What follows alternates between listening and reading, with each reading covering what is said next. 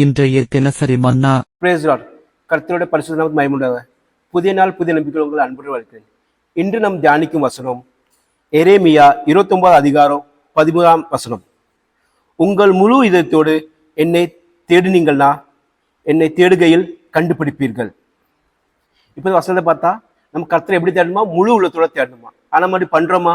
இல்லை. நம்ம கர்த்தரை நம்ம ஏதோ கடமைக்காண்டி நம்ம ப்ரேயர் பண்ணோம், கடமைக்காண்டி நம்ம சர்ச்சுக்கு வரோம். இப்போ நமக்குள்ள பேர் எப்படி இருக்கு? நம்மளாம் இல்லை, சிலர் பேர் எப்படி இருக்கு? அவங்க வெறும் காலையில எழுந்துச்சு நம்ம எங்க வெளியே போனா, வேலைக்கு போனா, ஸ்கூலுக்கு போனா 2 நிமிஷம் கர்த்தாவே என்னை காத்துக்கொள்ளுங்க, அவ்வளவுதான் ப்ரேயர். வேற சர்ச்சுக்கு வெறும் சண்டே மட்டும்தான். மற்ற நாள் ப்ரேயர் கிடையாது, பைபிள் வசனம் கிடையாது, ஒன்றும் கிடையாது. இந்த வசதி என்ன போட்டு பாருங்க, முழு இதயத்தோட கர்த்தரை தேடணுமா?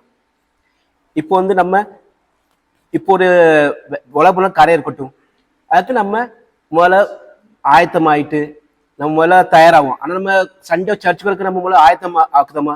வாரம் 6 நாள் நம்ம ஒன்றும் பண்ணது கிடையாது. வெறும் சண்டே மட்டும் தான் நம்ம கர்த்தரை ஆராதிக்கிறது, துதிக்கிறது. ஆனால் உலகப்பிரமான கருத்து பாருங்க, இப்போ எங்கள் ஒரு ஊருக்கு போனா, வேற ஆஃபீஸ் போனால் நம்ம முதல்ல நம்மளை ஆயத்தம் பண்ணி கொடுத்தோம். இப்போ ஊருக்கு போனான்னு வச்சுக்கிடுங்க, ஒரு 3 நாள் மட்டும் நம்ம டிக்கெட்டை செக் பண்ணுறது, நம்ம அதுக்கு என்னென்ன தேவையான பொருட்கள்லாம் எடுத்து வைக்கிறது. வேற நம்ம இப்போ 8 மணிக்கு வண்டினா நம்ம 7 மணிக்கே ஸ்டேஷன்ல போய் இருக்கிறது. அதுக்கு முதல் நாள் நைட்டே தூக்கம் வராமல் பிளான் போட்டு அது பண்ணோம். ஆனால் நம்ம ஆலயத்துக்கு வரமா என்ன செய்தோம்? நம்ம 9 மணிக்கு ஆலயம்னா நம்ம எத்தனை மணிக்கு நம்ம கிளம்புவோம்? 9 மணிக்கு தான் விட்டுட்டு கிளம்புவோம். வேற இப்போ நம்ம சிலவங்க 10 மணிக்கு 10:30 தான் வராங்க. எதுக்குன்னா 10:30 தான் பாஸ்டர் பிரசங்கத்தை ஆரம்பிக்கிறாரு. 9 மணிக்கு பாட்டு படிப்பாங்க. பாட்டு நம்மளுக்கு தெரிஞ்ச பாட்டு தான் படிப்பாங்க. அப்படின்னா அப்படி பண்ணக்கூடாது.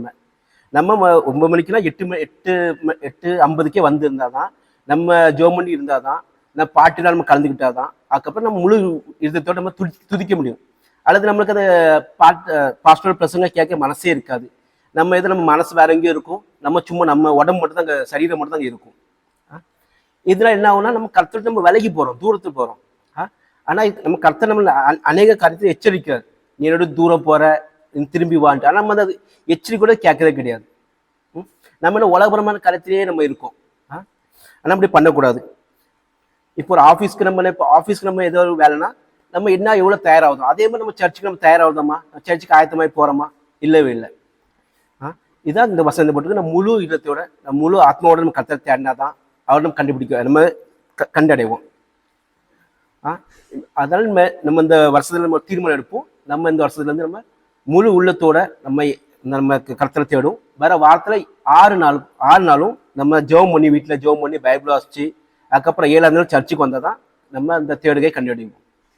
வாங்க இப்ப நம்ம கேட்ட வசனத்துக்காக நம்ம ஜெபம் பண்ணுவோம். எங்க அன்புல தகப்பனே இயேசப்பா, இந்த வேலையில இயேசப்பா என் கூட சேர்ந்து இயேசப்பா இந்த நிகழ்ச்சியை இந்த பார்த்துக்கிட்டு எல்லா பேரும் இயேசப்பா ஆசீர்வதிங்கப்பா. இந்த வசனம் எப்படி போட்டிருக்கப்பா, முழு இதத்தோட எங்களுக்கு உண்மை தேடுவ கண்டுபிடிங்க. அதே மாதிரி இயேசப்பா நாங்கள் உங்களை முழு இதத்தோட தேடணுமாப்பா. ஏதோ கடமைக்காண்டி சர்ச்சுக்கு வந்தோம், நாங்கள் கடமைக்காண்டி இயேசப்பா ப்ரேயர் பண்ணோம். 1 நிமிஷம் ப்ரேயர், 2 நிமிஷம் ப்ரேயர் அவ்வளோ பண்ணாதபடி இயேசப்பா உங்களை முழு மனதோட தேடுற இயேசப்பா இந்த வருஷத்துல தீர்மானம் எடுத்து அதுபடி நடக்க எங்க கிருபை செய்யுங்கப்பா, எங்க பலம் தாருங்கப்பா. இயேசப்பா எப்படி நான் முழு தேர்ந்து கண்டிடுவோம், அது மாதிரி இயேசப்பா முழு இதுத்தையும் தாங்கப்பா. நீங்க தான் இயேசப்பா ஆசீர்வதிக்கணும். இயேசப்பா கேட்டுக்கொண்டு எல்லா பிள்ளைகளுக்கும் ஆசீர்வதித்து கொடுங்கப்பா. இயேசு மூலம் எங்களுக்கு நல்ல பிதாவே, ஆமென்.